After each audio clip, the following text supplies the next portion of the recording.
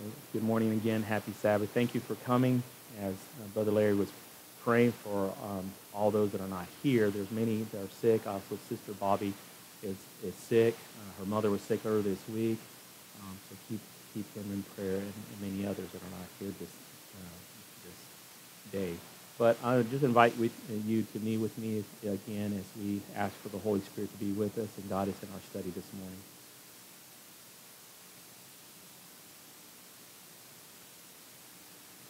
Father, what a privilege and a blessing it is to be able to kneel before you, before we open the Scriptures, that you would lead us and guide us into all truth, that the present truth will be presented, that the words that you've given us, the signs in the world that you are coming very soon, that men's hearts are waxing colder and colder.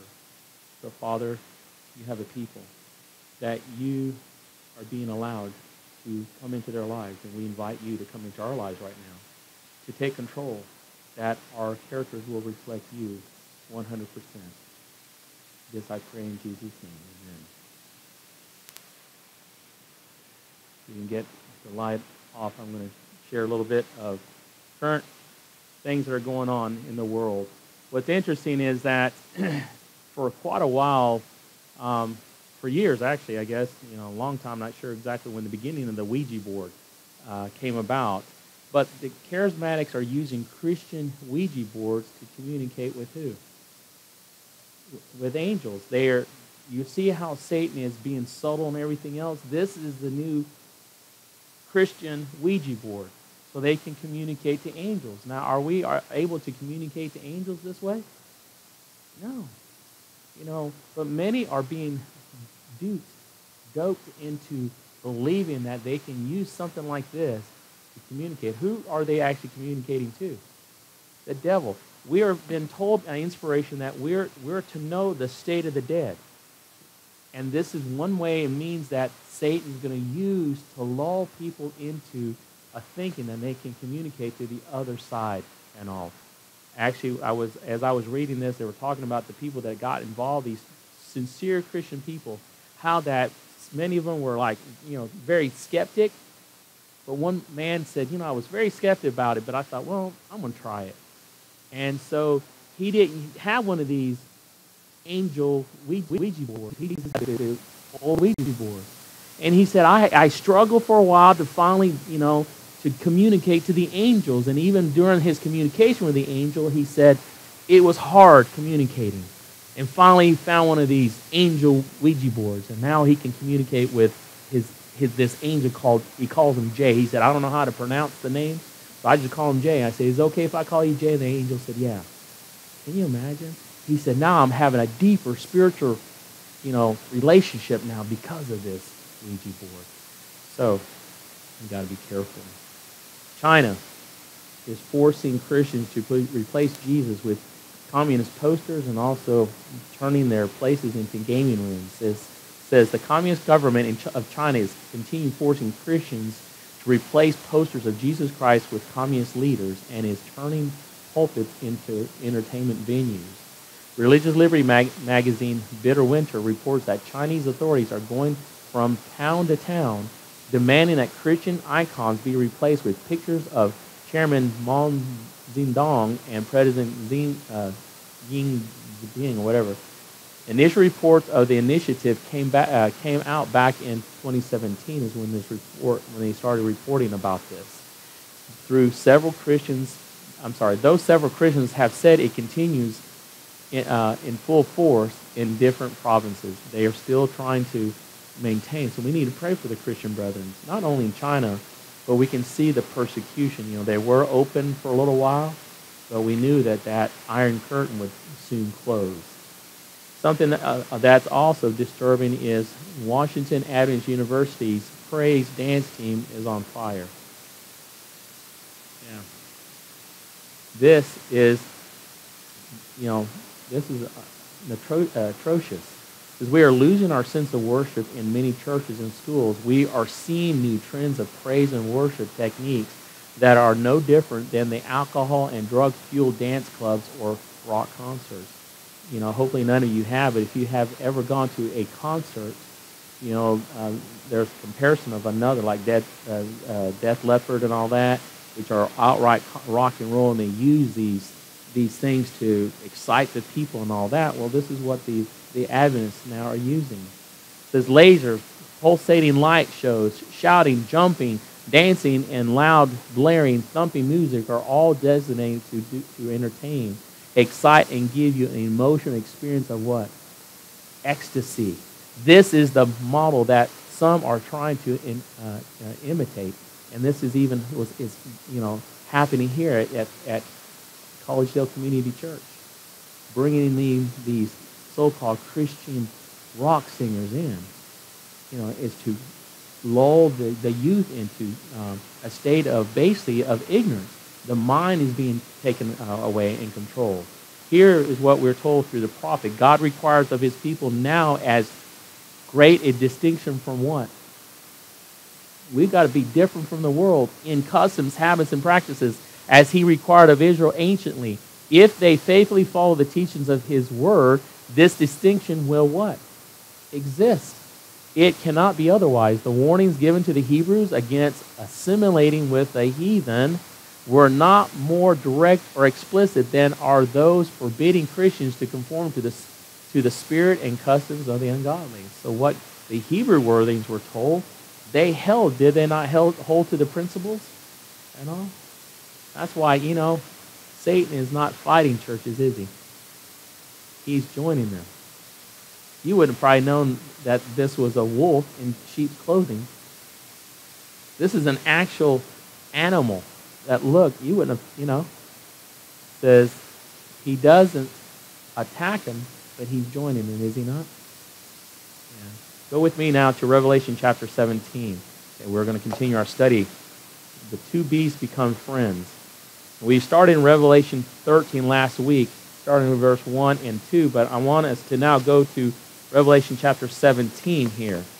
In Revelation 17, verses 1, it says, "And there came one of the seven angels which had the seven vials, and talked with me, saying unto me, Come hither, I will show unto thee the judgment of the great whore that sitteth upon many waters, with whom the kings of the earth have done what?"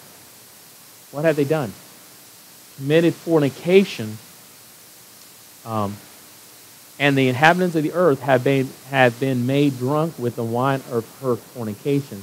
So as we were looking at Revelation 13, it says, "And I stood upon the sand of the sea, and saw a beast rise up out of the sea, having 7 heads and 10 horns, and upon his horns 10 crowns, and upon his heads the name of blasphemy." We understood that blasphemy means to take on the prerogatives of God, right? In Matthew chapter 26, the Jewish leaders were not happy. Go with me in Matthew 26. We'll read it for ourselves. Matthew 26, verses 64 and 65. Matthew chapter 26.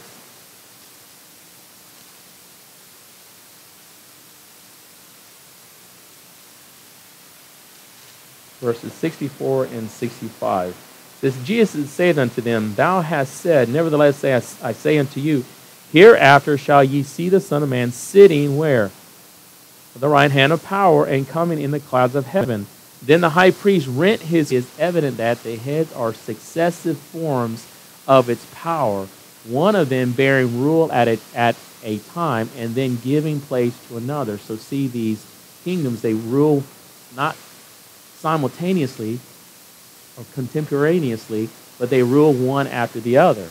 It says the proper period of each seems to be this: the dragon before the 1260 years, the beast of chapter 13 during that period of the 1260, and the beast of chapter 17 since the deadly wound and captivity at the close of that period. So see the 3 periods of time, how this is transitioning. So let's look at what are these the 7 heads here. Babylon. We've already been given that in Daniel chapter 2 and Daniel chapter 7. So Babylon was the first of these 7 heads. The lion of Daniel 7. Medo-Persia, the bear of Daniel chapter 7. Greece, the leopard of Daniel chapter 7. Pagan Rome, as we know, the dreadful beast of Daniel 7 and the dragon of Revelation 12. Then we have a transitioning period of papal Rome, during the Dark Ages, remember, the 538 to 1798, which is the fifth head, the little horn of Daniel 7 and of Revelation 13. Then number 6, atheism, communism, evolutionism, humanism, pornography. This is the beast of Revelation 11, verse 7. Isn't that interesting? It says the sixth head gives the fifth head a deadly wound, doesn't it? That was what happened after number 5, the fifth head. The deadly wound was inflicted, was it not, in 1798? So the sixth one, this atheism, communism, all this stuff actually gave this deadly wound to this beast. And then number 7, the United States of Protestant America, or the two-horned beast of Revelation 13, it lasts how long? For a short time. But what's interesting is then what comes to play. There is another beast, isn't there? Another head. Papal Rome, revived for how long? And how long is 1 hour?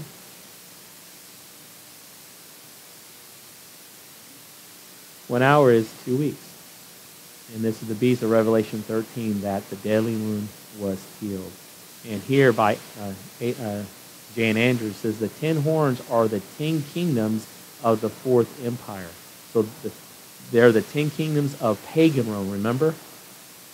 It says they are distinct from the 7 heads, and hence the 10 kingdoms are not to be counted as one of the heads, as some have done.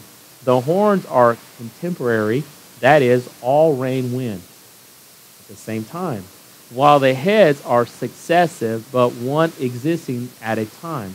So that's why we were just looking at these, that these heads, they are powers one at a time. They're not together, but that they're different between the 10 crowns going on. So here the identity of the 10 horns.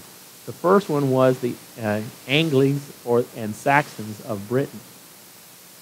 The number 2 was the Franks, which consisted of all of Gaul north and west of the river Moselle.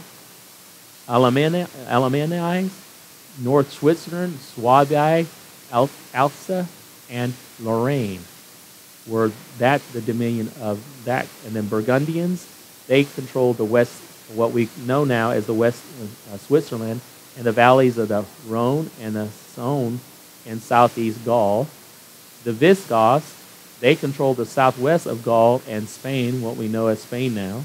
The Suevi, that part of Spain which is now Portugal. The number 7 with the Ostrogoths, which they controlled Pannonia, what is now Austria. The Lombards, Noricum, between the Ostrogoths and the Alemannians. The Hurlites, they control what we know as Italy. And the Vandals, which is North Africa, with their capital at Carthage. So this is the identity of the 10 horns here. Now, they're different because these existed simultaneously together. You see the difference? Okay, now go on. Let's go on in Revelation 13, verse 2. And the beast which I saw was like unto a leopard, and his feet were as the feet of a bear, in his mouth as the mouth of a lion. And the dragon gave him his power and his seed and what? Great authority. What's interesting about this, as we're studying this, there are similarities and contrasts between Christ and the beast. And look at this. Number 1, Christ receives authority from the Father in Revelation 2:28. Isn't that correct? Look what the beast receives authority from where? From in Revelation 13:2 and 4. I know we haven't gotten to verse 4 yet, but the beast gets its authority from the dragon. Number 2, Christ sits on the throne with the Father, but the dragon gives his throne to who? To the beast. Again, in Revelation 13:2 and 4. Number 3, Christ is worshipped by where? Who? The universe in Revelation 5, verses 13 and 14, whereas the beast is worshipped by the dwellers of the earth in Revelation 13, verse 4. Number 4, the Lamb has how many? 7 horns in Revelation 4, verse 6, whereas the beast has 10 horns. And we just looked at what the 10 horns were. Now let's look at some more. Christ was dead, but is alive in Revelation 1:18. The beast received a stroke of death, and what happened? He lived in Revelation 13:14. Number 6, Christ's people become kings in Revelation 1:6 and 2:26 and 27, whereas the beast is supported by the kings of what? Not going to last very long, is it? Number 7, Christ has a remnant in Revelation 12:17. The beast has a what? Also has a remnant, doesn't he? Number 8, Christ has a prophet in Revelation 1:1 and verse 9, but the beast also has a what? Also, what I should have put in there, Revelation chapter 16, verse 13. Remember the dragon, the beast, and the false prophet as well? And number 9, Christ is at war, is he not? This is a war. Christ said, I did not come to bring peace, but what? A sword. And so, the dragon in Revelation 12:17 and the beast are at war with the Lamb of Revelation 19:19. Isn't this correct?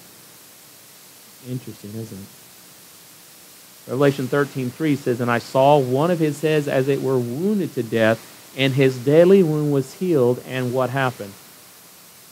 All the world wondered after the beast. Now, what I want to do is look at this, comparing Daniel 7 and Revelation 13, as we have been studying.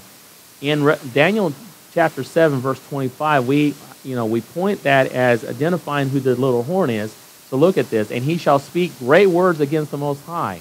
Well, in Revelation 13:5, it says, speaking great things, and what does he do? He blasphemes. Then back in Daniel 7:21, it says, and at the same horn made war with who? And it was given unto him to make war with the saints in Revelation 13:7. So, do you see the importance?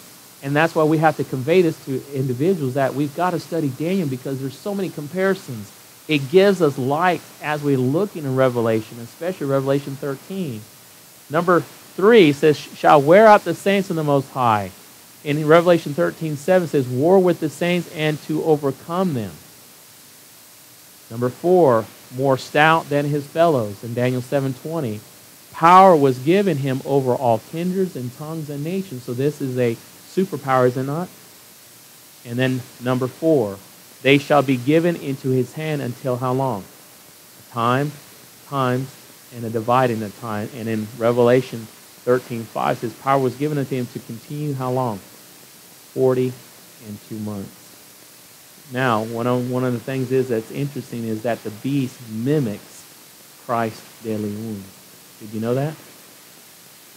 The word for wound, which the head of the beast receives in a deadly form, according to verse 3, sahazo, is the same word used for Christ as what?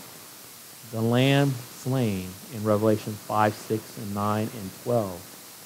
It says, those who are excluded from the heavenly kingdom are those who are not written in the book of the Lamb, who was slain or wounded from the foundation of the world. Revelation 13:8.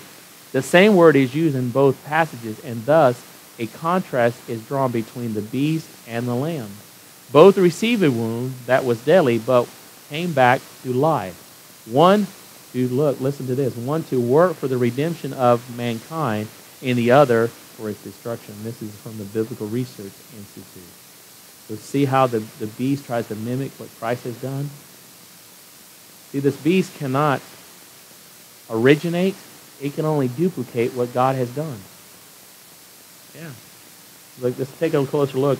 In 1798, Pope Pius the what? 11th? The 6th. Sorry, the 6th. Was removed from Rome and died at the hands of the French in 1799. In 1929, Pope Pius the who? That's where sorry. Interesting that they were, one went into captivity, and guess what? One was, the wound was inflicted, Pope Pius the 6th, but Pope Pius the 11th then was given what? Reinstated back to Rome. Notice the same name or head. In 1929, the Vatican will restore back to the Pope as a separate what? Nation. And look what was written then in the New York Times. Vatican and Italy signed pact recreating a papal state. 60 years, listen, of enmity ended. Throngs cheered in streets.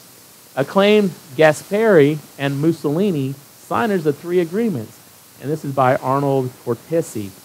Wireless to the New York Times, Rome, February 11th. The Pope is again an independent what? Sovereign ruler, as he was throughout when? The Middle Ages. Though his temporal realm, established today, is the most microscopic independent state in the world and probably the smallest in all history. Interesting, huh? Now look what happened, was written in the San Francisco Times. To commemorate the treaty, Mussolini constructed, listen, a special street leading from Rome to the Vatican called the Avenue of Reconciliation. What did Pope Francis 2 years ago call for? Reconciliation. Isn't that interesting? This treaty was recognized and published as a what? Healing. In affixing their autographs to the memorable document, healing the wound which festered since the 1700s, extreme cordiality was displayed on both sides. So interesting how they were saying that the deadly wound or the wounds were healed. We're seeing prophecy, even from the people that don't even know what they're doing, is giving us evidence to show to the individuals when we're studying with. How do we know that the head wound had to have occurred to Pope Pius VI? Revelation 13 does not appear to say that the wound occurred after the end of the 1260 days, after the beast went into restraint. So why does this prophecy apply to Pope Pius XI? In other words, there is no apparent date attached to the head wound. So how can we know it must apply to Pope Pius XI? The 6th, I'm sorry. Trying to keep up with these, the 6th and the 11th. So this is, the reason I'm asking this because I found this question has been expounded upon by a Catholic website. So you think they're going to give you the truth about this? No. So here's the link. It says, in which they argue that the 1260-year prophecy cannot apply to the Catholic Church because there were 3 prior captures and deaths of popes before 1798. Now that's it. Did you know that? There were 3 other popes that were taken in captivity. It's a logical argument, is it not? We need to examine this. Exactly. But the thing is, you're going to run into this potentially even from Catholics that they may know this stuff and all, or they've ran across it. So all of which cannot completely fulfill the prophecy of Revelation 13:10. So how do we know that this prophecy must apply to Pope Pius the what? 6th, and therefore still applies to the Catholic Church? It says these are the 3 prior captures and deaths of popes recorded in papal history after 538. And it's also listed in the Catholic website. Pope Vigilus was held under house arrest for 8 years by Emperor Justinian from 547 to 555, just right after the beginning of the 1260-year period, right? And he finally died in captivity. Interesting, huh? Did you know that? Okay, see? This is why that's why I dig deep. To help you all. And it helps me. Pope Martin I was arrested in 651 AD by Emperor Constans II and was sentenced to death. He died in captivity. Then the third one was in 1303 by Francis King Philip's troops captured Pope Boniface VIII. He was eventually released but died soon after the ordeal, probably because of harsh conditions that the body of an old man cannot withstand, conditions which he was forced to endure while in captivity. So these are the 3. Now, would they be illogical? That's interesting. Most people didn't know that 3 popes were taken captive. So here, several factors can demonstrate that the prophecy must apply to Pope Pius VI. The prophecy of Revelation 13, in general, is in a first to last sequence. That is, the story of the papal beast is presented first as a segment of what? Prophecy. Then the earth beast is presented as the what? So look, go with me to Revelation chapter 13. Look at this. When you're studying Revelation chapter 13, this is what I want us to understand. In Revelation chapter 13, there is two segments to Revelation 13. Revelation 13 verses 1 through where? 10? Okay?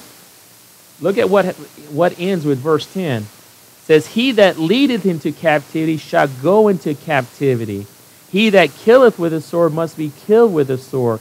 Here is the patience and the what? Faith of the saints. What's interesting is that's a prelude to what we always quote to Revelation 14:12. Here's the patience of the saints, do we not? Well, it was first really mentioned here in chapter 13. But now in verse 10, now look at verse 11. There's a transition that takes place. And I beheld what? So here, go to verse 1. And I stood upon the sand and the sea, and what did he see? I saw a beast rise up out of the sea. So he sees the first beast, but look at verse 11. And I beheld another beast. So you see that there's two sections to this, Revelation 13? That's what I'm talking about here. It says, that is, the story of the papal beast is presented first as a segment of prophecy. Then the earth beast is presented as the second segment. So Revelation chapter 13, verse 11 through 18 is segment 2. The capture and killing statement is part of the first segment, but is at the end of what? The first segment between the two beasts. Is it not? All right. Within each segment, the events are not necessarily sequential, but the general outline of the chapter is sequential. The first beast comes on the scene first, then what happens? So did not the first beast come up first years ago? We established that. When did it really arise? Yeah, 538, 538. Yeah, I mean, there were some things before, but officially, it started in 538. So then the first segment of Revelation 13, 1 through 10, happened from 538 to 1798. Is that correct? So then the second beast of Revelation 13, verse 11 through 18, then when did it arise? When did the second beast start really arising? Well, actually, the second beast, technically, the United States started being established. When was the independence? 1776. And then when was the deadly wound inflicted? 1790. So you see, as one was digressing in power, there was the second beast that was gaining power, was it not? What was the other significance of 1798? Not only the deadly wound being inflicted on the beast of the first beast, but what was it that France acknowledged? France also acknowledged the United States as a sovereign country. Because, see, France was the superpower at the time, and France was also the one that took Pope Pius VI into captivity, correct? It's the same superpower that took one beast into captivity, and that's why I was talking about here, let me go back a couple of them.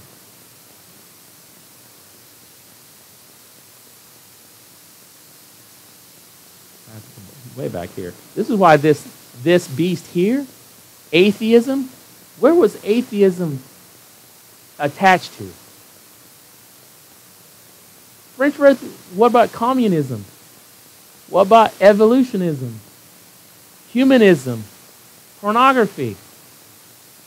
Southern Europe and all. That was the Holy Roman Empire. So you see how the transition, that one power that took one beast one down was given power to beast number 2 to rise up, was it not? Interesting factor. Going on. If I can find where I was at.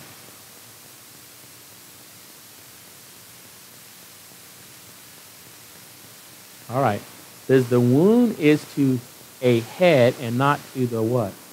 Body. Since the body represents time for much of 538 AD to February 15, 1798. This is when Pope Pius VI was taken captive. And the heads must represent time when? After the beast went into restraint. Then this indicates that the wound must occur when? After the beast went into restraint. Okay, so the deadly wound is on the head, not on the body. Correct? This is why, as we're studying, it helps us to understand that. Go with me to Revelation chapter 13 now. Look at verse 2. Let's read verse 1 again. It says, And I stood upon the sand of the sea and saw a beast rise up out of the sea, having 7 heads and 10 horns, and upon his horns 10 crowns, and upon his heads the name of blasphemy. And the beast which I saw was like unto a leopard, and his feet were as the feet of a bear, and his mouth as the mouth of a lion. And the dragon, what did the dragon do? Gave him, his power and his seed and what? Okay, now go back to chapter 12, and let's look at verses 7 through 9. And there was war in heaven. Michael and his angels fought against who? The dragon, and the dragon fought and his angels and prevailed not, neither was their place found any more in where? And look, and that the great dragon was cast out, that old serpent called the devil and Satan, which deceiveth the whole world, and he was cast out into the earth, and his angels were cast out with him. So here, the reason I went to that is because this power here that we read in Revelation 13, the dragon is who? It's Satan. Satan is given power to this first beast of Revelation 13. Now look at verse 3 in 13. And I saw one of his heads as it were what? Wounded to death. Now let's go back to Genesis. Genesis chapter 3, and I hope you're put in a note next to that, next to Revelation 13:3, and Genesis chapter 3, verse 15. Let's look at that, because this is where it was prophesied about what we're just reading in Revelation 13:3. And I will put what? Enmity, or if you look at the Hebrew, it means hostility. I will put hostility between thee and who? So who is God talking to, by the way? Who was only there? Adam and Eve and the serpent. But in this case, he's talking not to the serpent and not really to Eve, is he not? He's talking to us, because the woman in Bible prophecy represents who? Church. So he's talking to the woman, Eve. Eve is as a representation of the church, is it not? And then the serpent is a representation of the devil or Satan or Lucifer, correct? And that's why he's saying, I'm going to put enmity between you, the devil, and between the woman and my church, and between thy seed and her seed. So those that come from you because of your influence, Satan, there will be hostility. There will be continuously war. That's why I said, isn't God at war? God just right here told us, I'm going to put enmity, I'm going to put hostility, I'm going to make war between you two, because how can two walk together unless they what? Agree. How can you serve God and Belial or the devil? You can't. There's hostility there, and antagonistic and all that. And then it says, going on in Genesis 3, verse 15, and it says, between thy seed and her seed, it shall bruise thy what? Who's going to bruise the head? The woman, the seed of the woman, yes. Going to bruise your head, and thou shalt bruise what? His heel. And so that's why I was saying in chapter 3 of Revelation 13, when you see the first part of that sentence, is and I saw one of his heads as it was wounded to death, write down Genesis 3, verse 15, to go and just say, listen, look at this. This was prophesied over 4,000 years before John the Revelator even wrote that. Going on in verse 3, it says, as it was wounded to death, and his deadly wound was what? healed. When was the deadly wound healed again? February when? There we go. February 15, 1798. So I would write that in your Bible.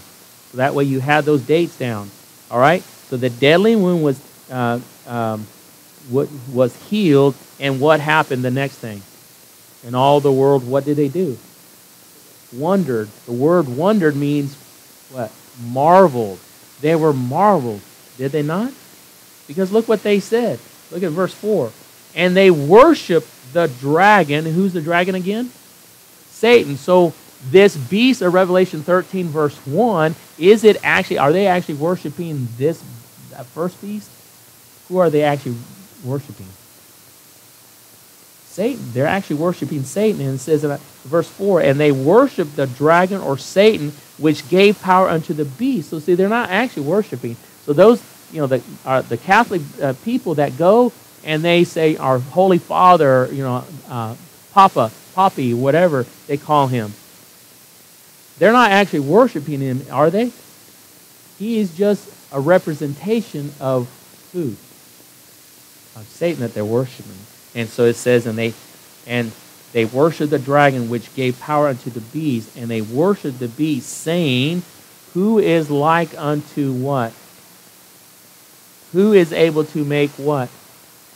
War with him. Let me see if actually I stopped in there, but you can go on. So that's what we're reading. It says, and they worship. It says, who is able to make war with him? And there was given unto him what? A mouth speaking great things and blasphemies. And power was given unto him to continue how long? 42 months. Okay? Listen. This will be literally fulfilled, correct? Satan will be worshipped as God when, in the near future, Satan does what? He impersonates God. The statement, and they worship the beast, comes from Revelation 13:8. So look at verse 8. And all that dwell upon the earth shall worship him, or the beast, whose names are not written where? In the book of life of the Lamb slain from the foundation of the world. Excuse me.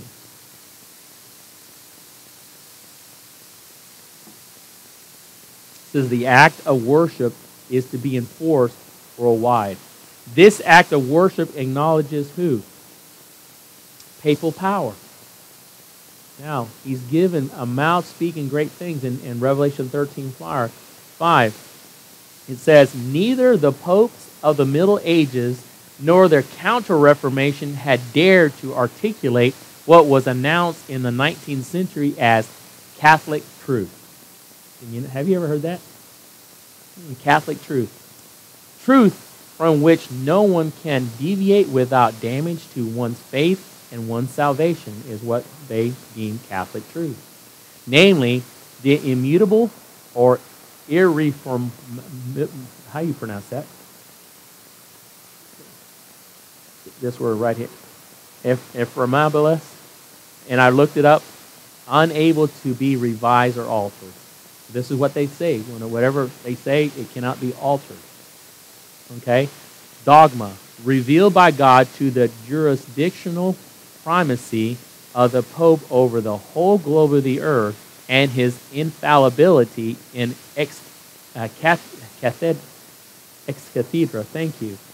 And here it's decisions and questions of faith and morals. With this, the papacy was entrusted with an unbridled power, was there not? They claimed this infallibility, that whatever they say, you had to go with, because otherwise, guess what? Your faith and salvation depended upon it. And that's why it was unbridled power over the testimony of the scriptures and tradition, and the Vatican's sacrilege was heightened to what? Arrogance, biblical research. This is why it's so dangerous to follow a man on earth or a woman on earth. You're to follow the man, Christ Jesus, correct?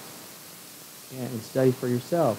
So 13 verse 5, it says, the next part we're looking at 40 and 2 months. In Daniel 7:25, it says, The little horn speaks great words against the Most High. He wears out the saints of the Most High. And isn't this the same thing here, the parallel? He wears out the saints of the Most High, and he thinks to change times and laws. And they shall be given unto his hands for how long?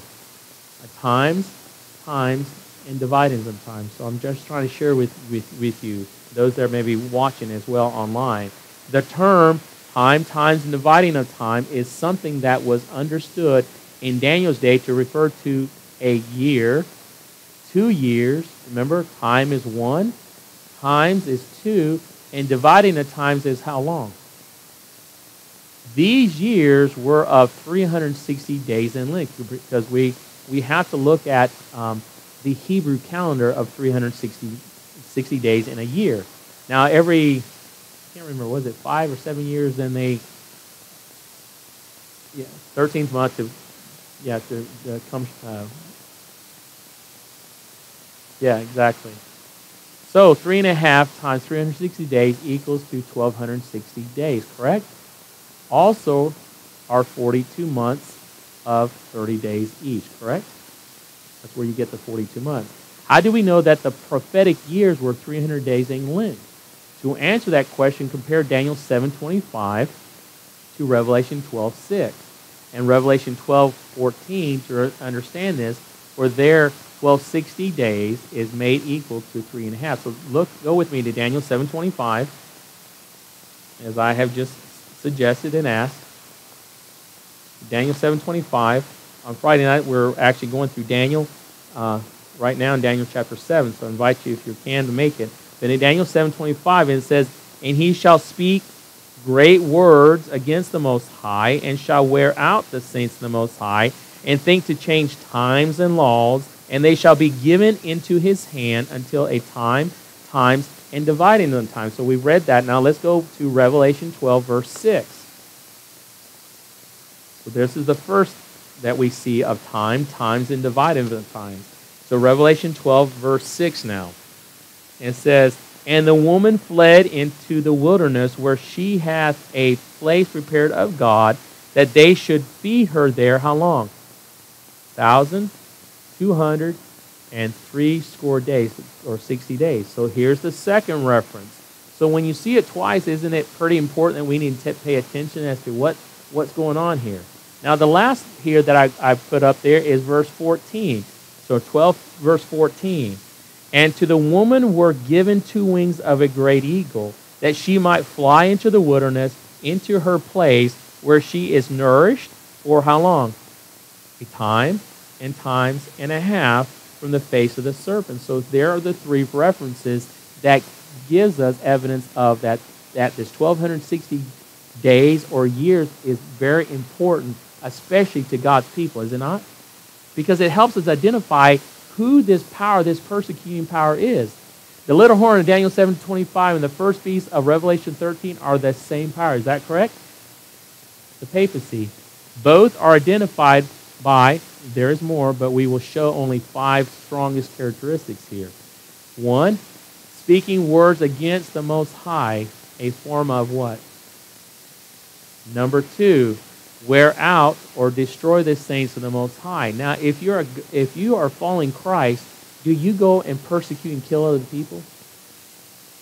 No. So that's an example. So, well, if these Waldensians and the Hurlites and Ostrogoths and Vandals and all that, they wanted to do what they believe, shouldn't they be allowed to do that? Yeah, I mean, it may not be right, but God has given us a choice. If we want to create some other hocus pocus, church, and everybody and those that want to follow it, they have the freedom to do that. Correct? Number 3, continued in power for 1,260 prophetic years, or 3.5 prophetic years, or 42 months. Number 4, coming out or originating from where? And this is talking about pagan Rome. The talking horn arising on the head of the 4th beast of Daniel 7, or the dragon giving the leopard beast his seat. The dragon is credited with activities of Rome, so he instigated giving Rome to who? The papacy. Number 5, attempting to change the law of God in Revelation 13. This is said to be blasphemy against the temple, which contains the law of God, while in Daniel 7, it is said this power would think to change times, such as what? I mean, and this is the thing that I ask you to think about when you're studying with, and I pray people are going to study with you about this. Ask him, if the Bible says he thinks to change times and laws in Daniel 7:25, what day has man altered other than the Sabbath of Sunday? That's the only thing that's been changed, hasn't it? As far as to change time, you can't change time, can you? No. It says, such as the Sabbath day and laws, which are other parts of what? The law of God. In conclusion here, it says, although the Pope was in Rome prior to its decreed power over Europe in 538 AD, it was not set up over Europe until Justinian's decree that the Pope is what? The head bishop over all other bishops in Christian lands and has the power to prosecute what? Heresy, which he could define as he wished, was enforceable. This decree became enforceable in March of 538 AD when the Ostrogoths were driven out of Rome. This gave the Pope power over the nations of Europe, as all European kings were what? They were Catholics. So look at this. Revelation 13:5, power is given to continue 42 months. Months total the following in days. There are 330 days in prophetic year defined in the Bible. So 30 days times 42 months equals 1,260 days, or in prophecy, 1,260 prophetic years. 360 days in one prophetic year divided by 12 is 30 days in a month, or 30 days equals 1 month. 42 months times 30 is 1,260 again, and 1,260 equals how long? So the papacy decreed power began in March. Its decreed death took place on February 15th. Exactly 1,260 prophetic years of allotted rule which God gave the papal power. And thank God that it did not go to the full length, did it? No. All right, Revelation 13:6 now says, and he opened his mouth in blasphemy against God, to blaspheme his name and to blaspheme his what? And then that dwell where? In heaven. You think Satan is very happy that he's been kicked out and not allowed to go back? No. And it was given unto him to make war with the saints and to overcome them, and power was given him over all kindreds and tongues and nations, and all that dwell upon the earth shall worship him, whose names are not written in the book of life of the Lamb slain from the foundation of the world. So those that follow this beast, they will not be saved, will they? No. And it's going to be a tough decisions that you and I are going to have to make. You know, are we willing to follow Christ in everything, even in the smallest detail? See, character is a matter of decisions that we make right now. It is exerting all of our energies to make our minds to think, to study. We have to exercise our mind. That is, you know, I will not sin against God. Just like Joseph did. Just like Daniel and his 3 friends. Just like Esther did. Just like many that we read in the Bible. It is, I'm not going to do this. It is a conscious decision to make. You know, I want to be angry at you, but you know what? My Bible says I'm not supposed to do that, right? It is a conscious. I want to talk about this person. But we have to make a conscious decision and say, no, I'm not. I'm going to talk about them to God, right? It is making all effort, even if you right then and there have to kneel on your knees and say, dear God, please help me. I want to do this. Because why? Characters that we've had, that is, you know, when we respond to certain things, we are automatically going to do it, correct?